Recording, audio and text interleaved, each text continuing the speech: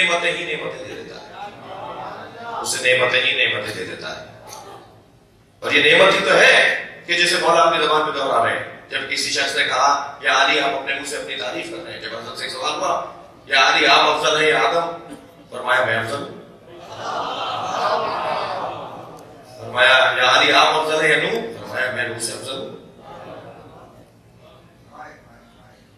فرمایا ابراہیم افضل ہے یا آپ، فرمایا میں ابراہیم سے افضل ہوں، میں موسیٰ سے افضل ہوں.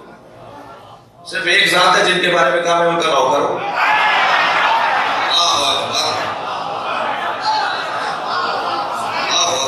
درود پڑھے نبی کی ذات پر.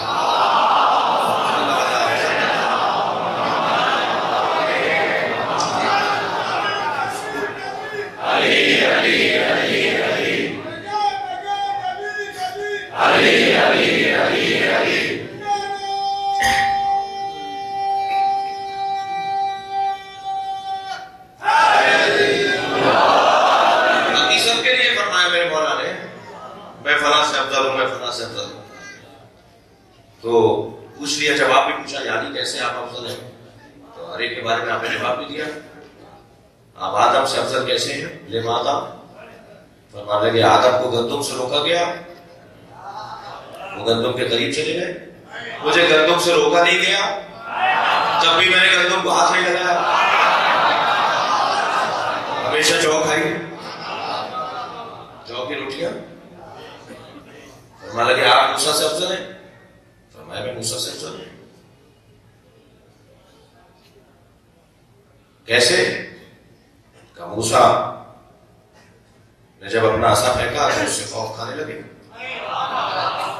میری زندگی میں خوف کا کہیں گزر نہیں رہا.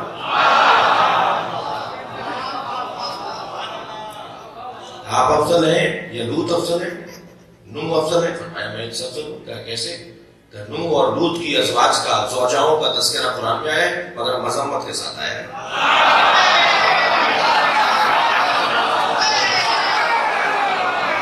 امرأۃ نوح و امرأۃ لوط کانتا تحت عبدین صالحین فخانتہما.